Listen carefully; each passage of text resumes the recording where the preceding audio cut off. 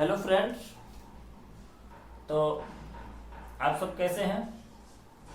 हम NCERT modern history of India का class start करने जा रहे हैं। उसी का पार्ट 2 है। पार्ट 1 में हम आपको बताए थे कब, कहाँ और कैसे। हम आपको बता दें कि एनसीईआरटी क्लास 8 का हिस्ट्री है। पहले हम हिस्ट्री एनसीईआरटी 8 to 12 जो है वो कवर कराएंगे, और इसके बाद हम कोई एक किताब जैसे स्पेक्ट्रम हो गया या फिर हिस्ट्री ऑफ मॉडर्न इंडिया,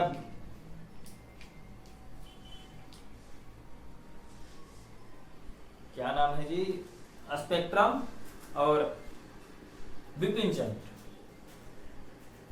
उनका बुक का हम आपको रिवीजन करवाते चलेंगे। तो सबसे पहले आइए जो चैप्टर 2 है उसके बारे में कुछ जान लेते हैं। तो चैप्टर 2 है अंग्रेजी, भारत में अंग्रेजी शासन की स्थापना।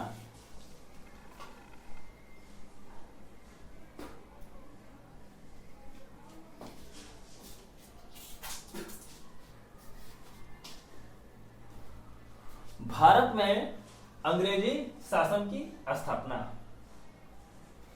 तो हम सबसे पहले जानेंगे कि जो भारत में अंग्रेजी शासन की स्थापना है तो वो कैसे, वो किस प्रकार से होता है। आखिर एक कंपनी जो भारत में व्यापार करने आती है वो धीरे धीरे करके वो भारत के पूरे क्षेत्र पे अपने शासन को स्थापित कर देती है, पूरे क्षेत्र को अपने नियंत्रण में ले लेती है। तो आइए इसके बारे में हम आपको बताते चले। तो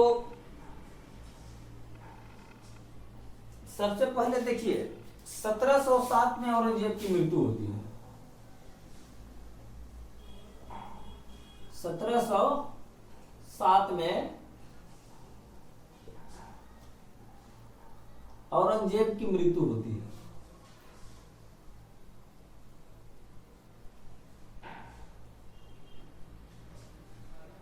औरंगजेब की क्या होती है?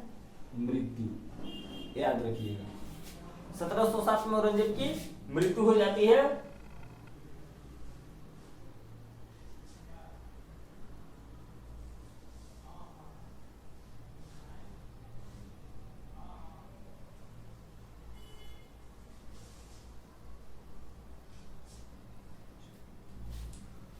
अब एक चीज देखते हैं कि भारत में सबसे पहले कौन आए। तो सबसे पहले आते हैं पुर्तगाली। सीक्वेंस याद रखिएगा, पुर्तगाली।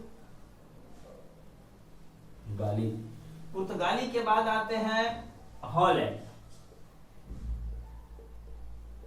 हालांकि इनका कहीं जिक्र नहीं है, लेकिन पुर्तगाली के बाद कुछ अल्प मात्रा में यानी कुछ संख्या में हॉलैंड भी हमारे यहाँ व्यापार करने आए थे।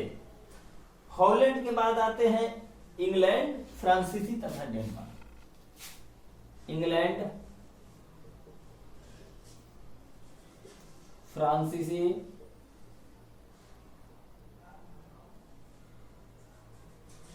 तथा डच। डच को ही बोलते हैं डेनमार्क। अब देखिए इस सारे को हम बोलते हैं east India company, British east India company, French east India company, Dutch east India company, ताकि इसको ईस्ट इंडिया ही क्यों बोलते हैं। तो देखिए इसके पीछे जो मुख्य रीजन है वही है कि जो भारत की सब जितने भी सारे देश हैं वो भारत के इंडिया के ईस्ट में पड़ता है, यानी ईस्ट के द्वारा, पूर्व के द्वारा आए गए कंपनी थे, इसलिए इसको बोलते हैं ईस्ट इंडिया कंपनी। और जिस जिस प्रांत से आए, जैसे पुर्तगाली से आए तो उसको बोलते हैं पुर्तगाली ईस्ट इंडिया कंपनी। उसके बाद इंग्लैंड से आते हैं तो British India company, Dutch east India company, French east India company. इसके बाद हम बात करते हैं ईस्ट इंडिया कंपनी का स्थापना कहां होता है। तो ब्रिटिश ईस्ट इंडिया कंपनी की स्थापना होता है 31 दिसंबर 1600। 31 दिसंबर 1600 एडी में होता है इंग्लैंड में, याद रखिएगा, इंग्लैंड में।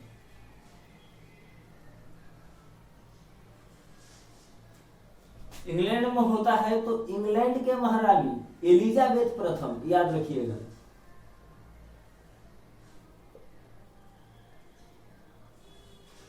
एलिजाबेथ प्रथम ने 15 वर्ष तक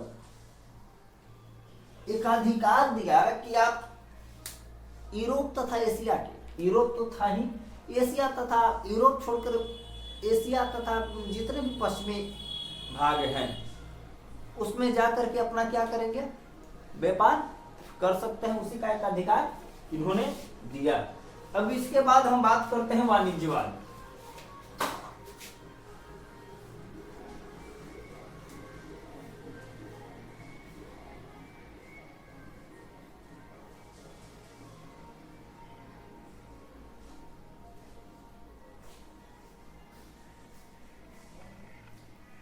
वाणिज्यवाद, अब हम बात करते हैं किसका, वाणिज्यवाद का।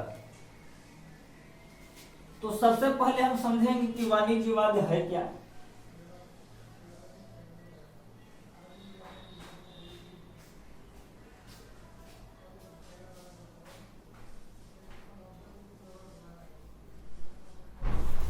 वाणिज्यवाद है क्या, तो वाणिज्यवाद का जो उद्देश्य होता है, सबसे पहले इसका उद्देश्य हम समझेंगे क्या होता है।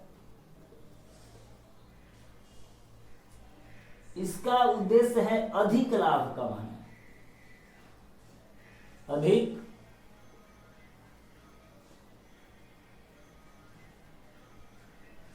लाभ कमाना वाणिज्यवाद का मतलब होता है।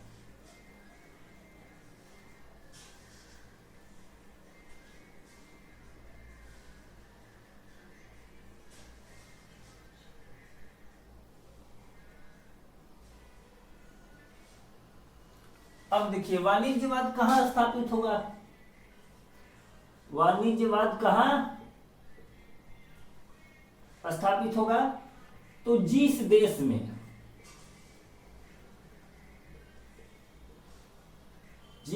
में मूल्यवान वस्तुएं हों, मूल्यवान वस्तुएं, जैसे रेशम हो गया, मलमल, हीरा, सोना इत्यादि।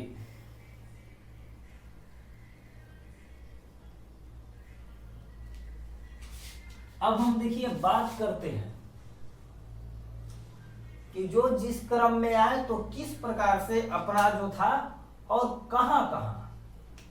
तो सबसे पहले हम बात करते हैं पुर्तगाली का, फ्रांसीसी का।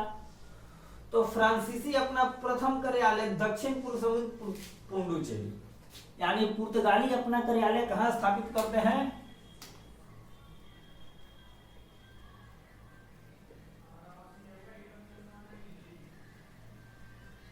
पुडुचेरी में, पुडुचेरी।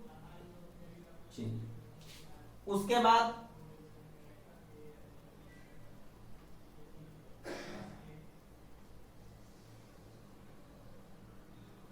1750 में कर्नाटक का उत्तराधिकार का संघर्ष शुरू होता है।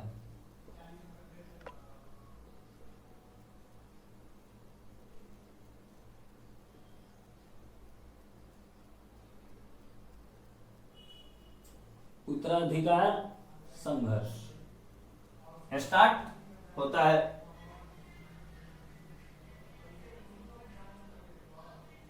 उसके बाद 1740 में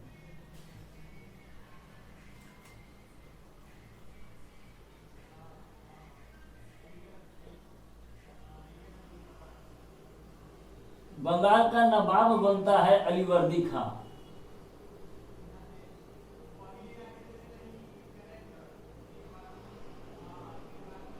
अलीवर्दी खां।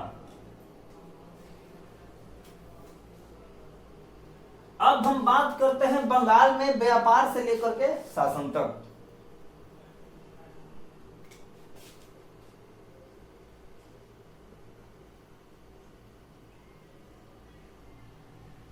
बंगाल में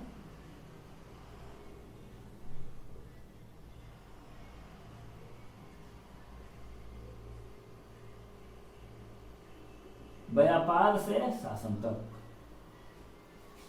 तो देखिए हम इसमें बात करेंगे इस पॉइंट में कि जो ईस्ट इंडिया कंपनी था वो भारत में क्या करने आता है, व्यापार करने, और किस प्रकार से एक व्यापारी कंपनी आगे चल करके पूरे भारत में शासन करने लग जाती है।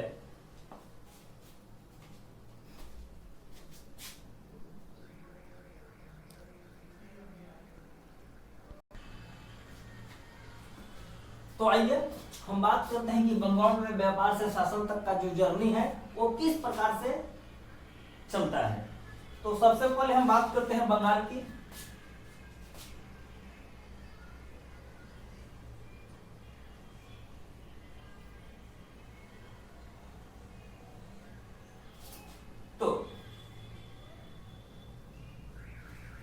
तो बंगाल में जो पहली फैक्ट्री लगी अंग्रेजों का, याद रखिएगा, पहली फैक्ट्री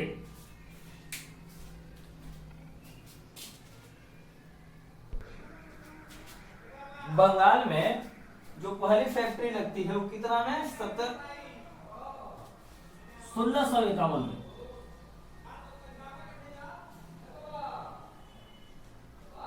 1651। तो बंगाल में जो पहली फैक्ट्री लगती है ब्रिटिश द्वारा वो कितना में लगती है, 1651 में, याद रखिएगा। इसके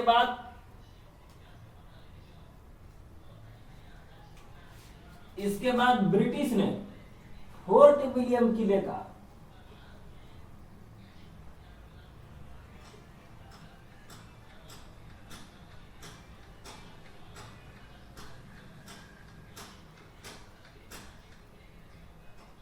निर्माण करवाते हैं, कहां, कलकत्ता में, कलकत्ता में। उसके बाद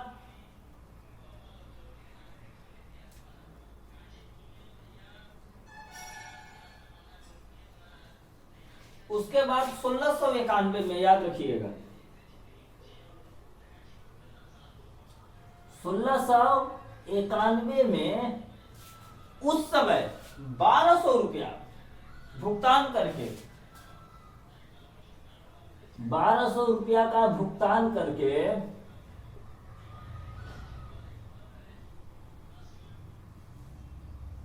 3 गांव का दीवानी प्राप्त करते हैं। 3 गांव का दीवानी क्या कर लेते हैं, प्राप्त करते हैं। वो 3 गांव थे, गोविंदपुर,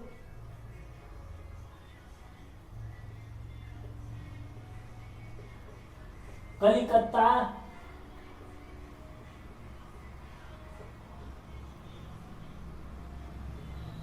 और जो तीसरा था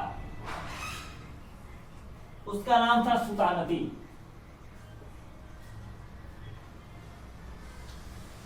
और यही तीनों गांव जो गोविंदपुर, कलिकत्ता और सुतानदी था, यही तीनों गांव आगे चल के कलकत्ता शहर का क्या करते हैं, नींव डालते हैं। कलकत्ता शहर का नींव रखते हैं।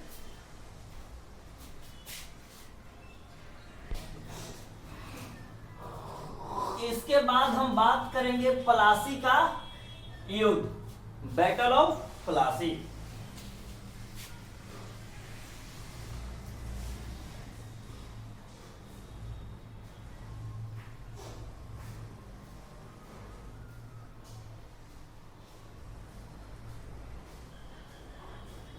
प्लासी का युद्ध,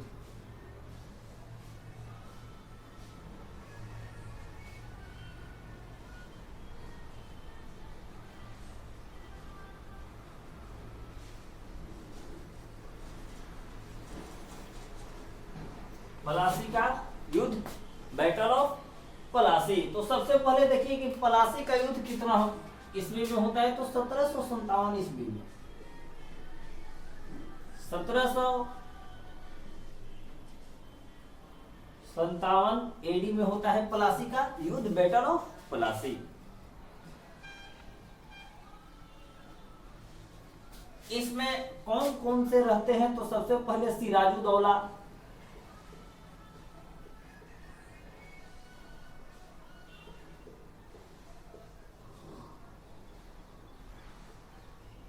और रॉबर्ट क्लाइव। रॉबर्ट क्लाइव, जिसमें जो सिराजुद्दौला है वो क्या होता है?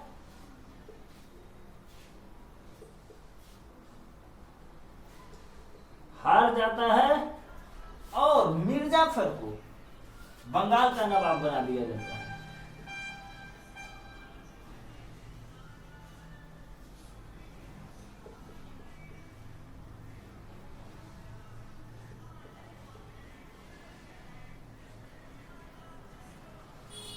इसमें सिराजुद्दौला हार गया और मिर्जाफर क्या बना? बंगाल का नवाब। कितना में बना? तो 1760 में, याद रखिएगा 1760 एडी में मीर जाफर बंगाल का नवाब बनता है।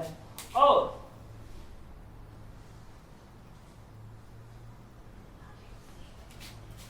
सॉरी, मीर जाफर नहीं जी, मीर कासिम है।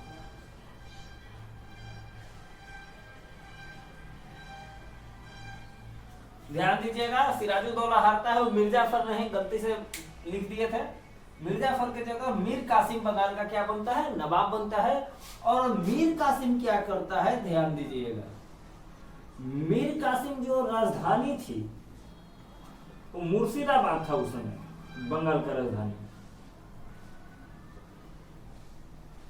मुर्शिदाबाद से उसको हटा करके मुंगेर लाता है। यानी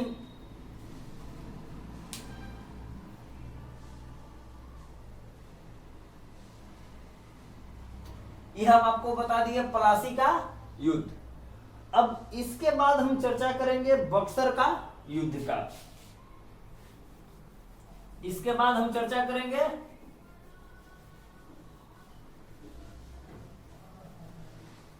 बक्सर का युद्ध। प्लासी का युद्ध देख लिया आप लोग, ऐसे ही देखते जाइए कि बक्सर का युद्ध क्या प्रभाव डालता है।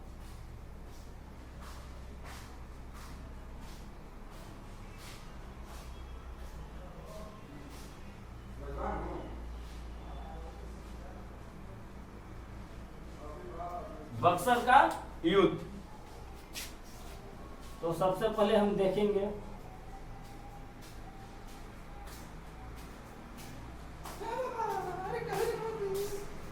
बक्सर। तो देखिए बक्सर का युद्ध बहुत ही निर्णायक युद्ध साबित होता है। क्यों? क्योंकि बक्सर के युद्ध में, बक्सर के युद्ध में भारत के तीन जो शक्तिशाली राजाओं थे, यानी भारत की जो तीन सबसे बड़ी शक्तिशाली थी, शक्तिशाली साम्राज्य बोल ले, शक्तिशाली राजा बोल ले, वो तीनों रॉबर्ट क्लाइव के द्वारा पराजित हो जाते हैं। और इससे यह साबित हो जाता है कि अब भारत में शासन सिर्फ केवल ब्रिटिश ईस्ट इंडिया कंपनी ही करेगी। क्यों? क्योंकि उस समय मुगल वंश उससे पहले थे जो भी, वो भी क्या हुए, धीरे धीरे कमजोर होते चले गए। तीन ठो शक्तियां, जैसे तीनों कौन कौन थे? तो मुगल सम्राट शाह आलम, उसके बाद अवध का नाम नवाब था सिराजुद्दौला, और बंगाल का नवाब मीर कासिम। तो सबसे पहले बात करते हैं कि बक्सर का युद्ध कब होता है? तो 1764 में।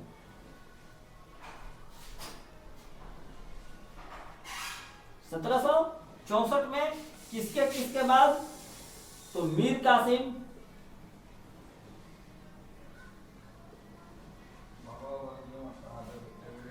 मीर कासिम, अवध का नवाब सिराजुद्दौला,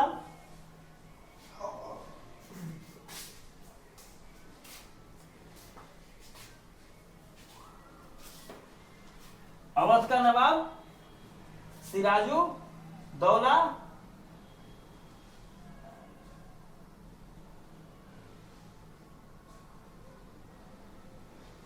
और मुगल सम्राट शाह आलम।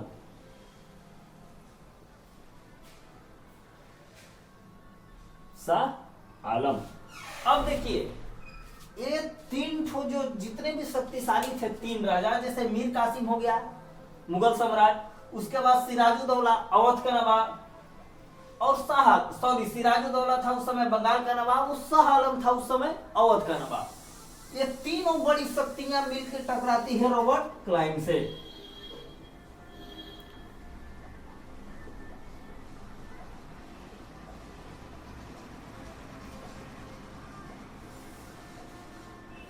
रॉबर्ट क्लाइव से, और इस युद्ध में ये तीनों शक्तियों का ह्रास हो जाता है, हार जाते हैं, और रॉबर्ट क्लाइव जो था वो क्या हो जाता है, एक तरह से विजयी हो जाता है। और इससे यह साबित होता है कि अब भारत में जो शासन होगा वो सिर्फ और सिर्फ ईस्ट इंडिया कंपनी का ही होगा। और इसका एक परिणाम हुआ कि 1765 में जब बक्सर का युद्ध समाप्त होता है तो 1765 में इलाहाबाद की संधि होती है।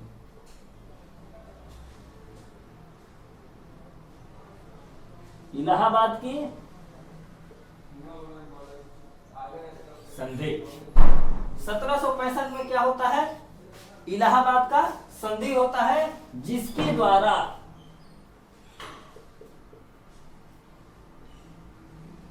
बंगाल, बिहार और उड़ीसा का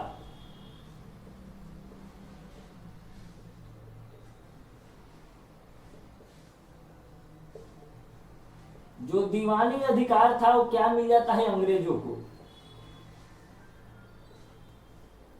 अंग्रेजों को मिल जाता है।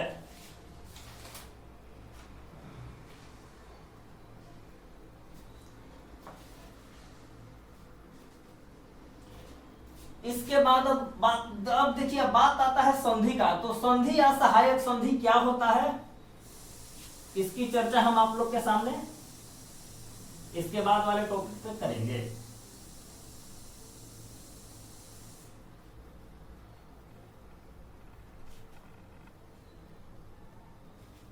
संधि या सहायक संधि,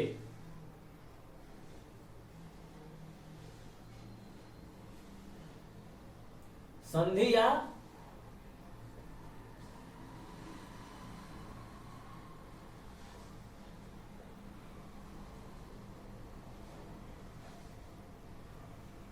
सहायक संधि। तो देखिए संधि या सहायक संधि क्या होता है कि किसी भी युद्ध के बाद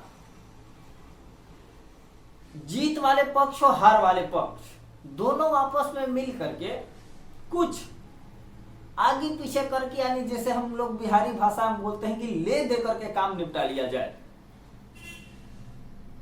तो वही ले दे करके काम निपटाने वाली प्रक्रिया को हम बोलते हैं संधि या सहायक संधि।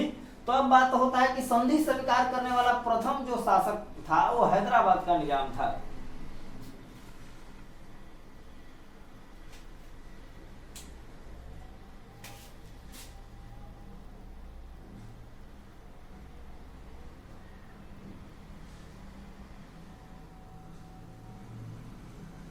सहायक संधि प्रथम हैदराबाद का निजाम,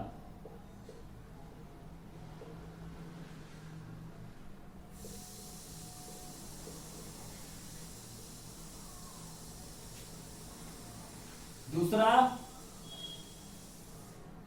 अवध का नवाब,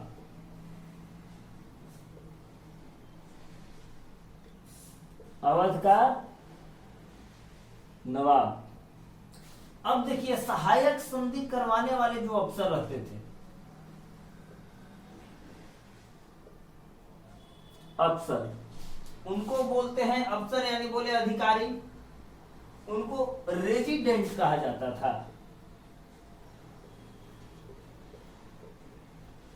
रेजिडेंट कहा जाता था। तो सहायक संधि करने वाला प्रथम हैदराबाद का निजाम, दूसरा अवध का नवाब, और तीसरा में है कि सहायक संधि करने वाले जो अफसर होते थे ब्रिटिश के तरफ से, उनको हम बोलते थे रेजिडेंट।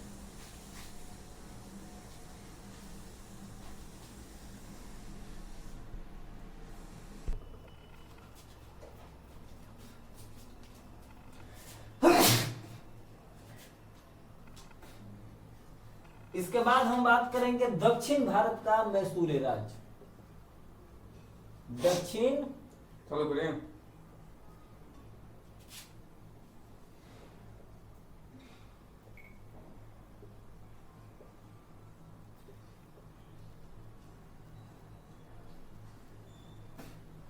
इसके बाद हम स्टार्ट करेंगे दक्षिण भारत का मैसूर राज्य। तो सबसे पहले आइए जानते हैं मैसूर के बारे में कुछ।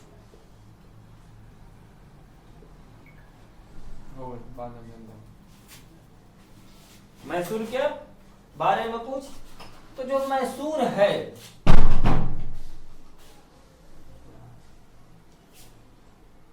वो वर्तमान में कर्नाटक में पड़ता है।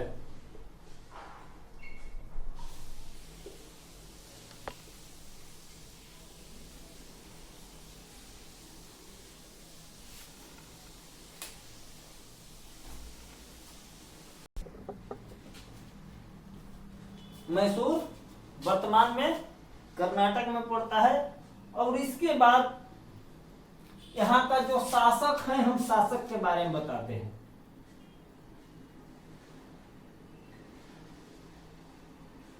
मैसूर के शासक के बारे में, तो मैसूर का शासक सबसे पहले हैदर अली से हम क्या करेंगे शुरुआत। हैदर अली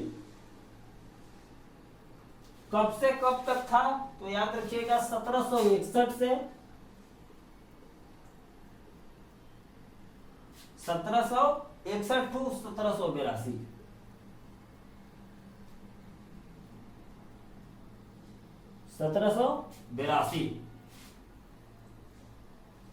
हैदर अली के बाद दूसरे नंबर पे आता है टीपू सुल्तान।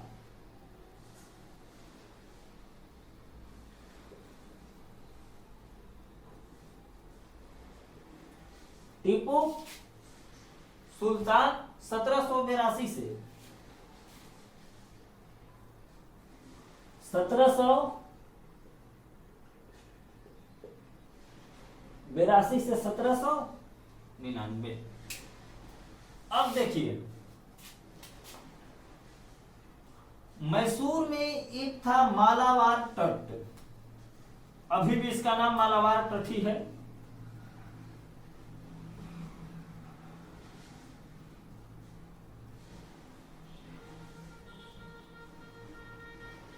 मालाबार तट, वहां से होने वाले व्यापार में थे काली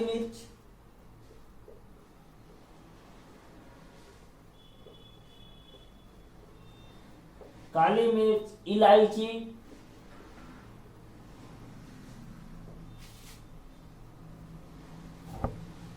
यानी एक तरह से मसाले।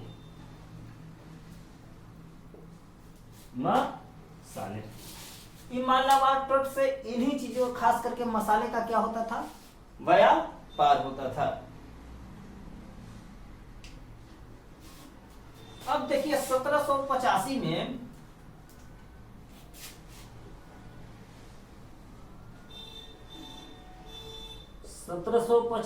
में टीपू ने इस पर रोक लगा दी।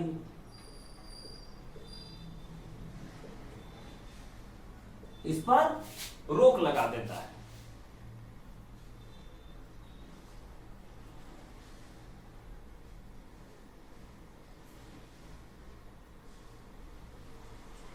और 1799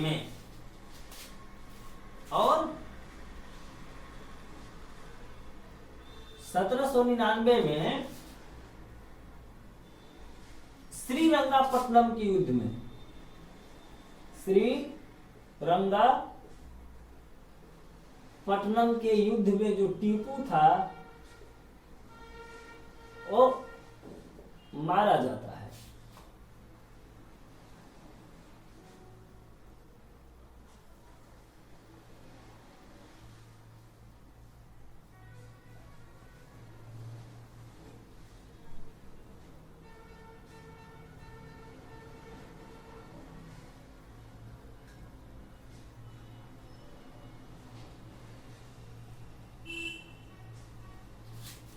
याद रखिएगा कि जो 1782 में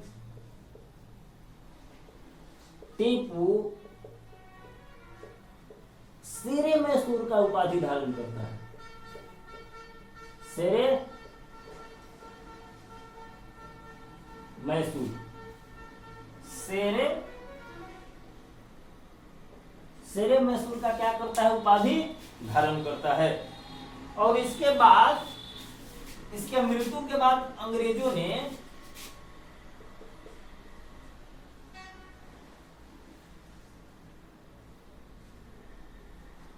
टीपू के बाद गोडियार वंश के रूप, गोडीवारों को क्या किया, सत्ता सौंप दिया जाता है।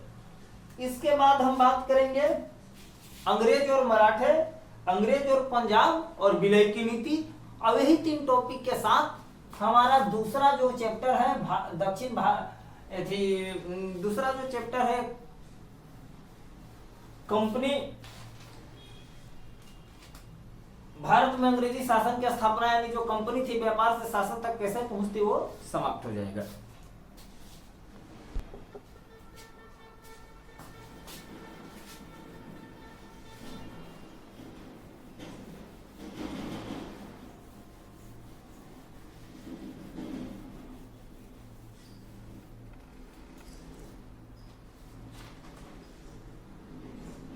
इसके हम बात करते हैं कंपनी और पंजाब।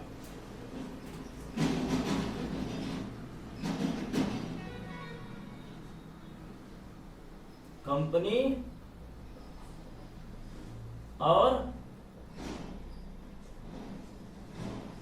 पंजाब, थोड़ा सा वेट कीजिएगा, थोड़ा विंडो लगा लेते हैं।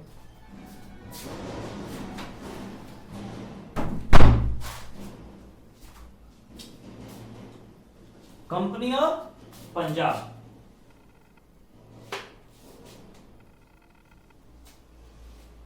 तो हम बात करते हैं पंजाब की। किसकी? पंजाब की।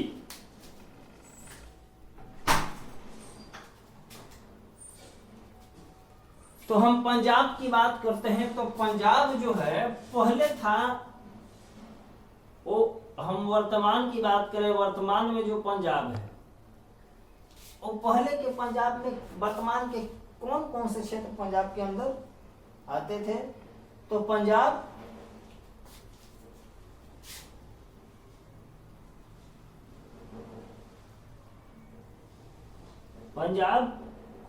कश्मीर और हिमाचल प्रदेश,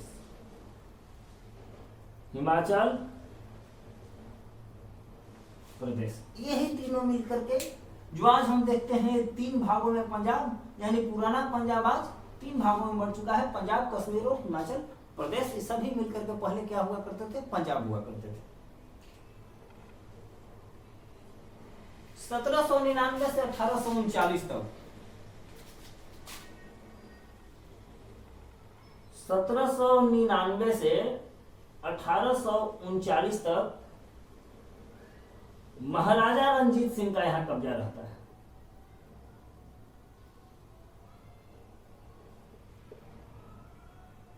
रंजीत सिंह यहां पे क्या करते हैं? राज करते हैं। और 1849 में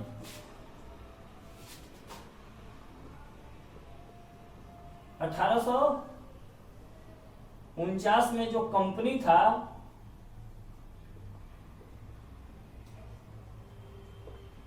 अपने नियंत्रण में ले लेती है, अपने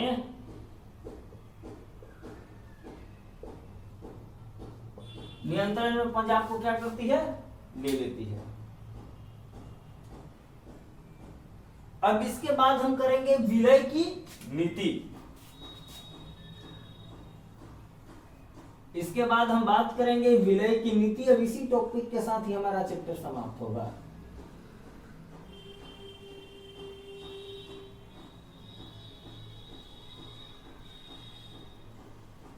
विलय की नीति।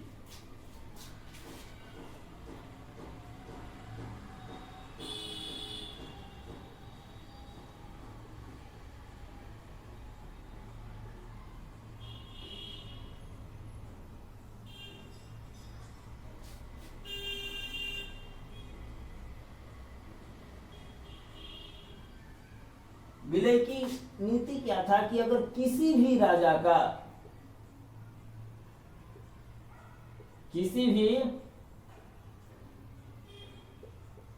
का पुत्र नहीं है और वह मारा गया तो उस पे अंग्रेजों का क्या हो जाता था, अधिकार हो जाता था। यानी विलय की नीति क्या है, तो किसी भी राजा के अगर पुत्र नहीं है या फिर वो युद्ध में मारा गया तो उस पे किसका अधिकार हो जाएगा, अंग्रेजों का अधिकार हो जाएगा। इस प्रकार आगे चलकर 1956 तक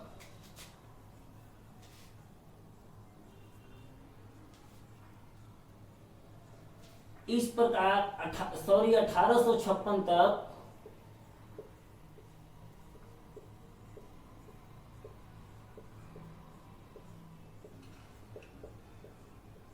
संपूर्ण भारत में अंग्रेजों का अधिकार होता है,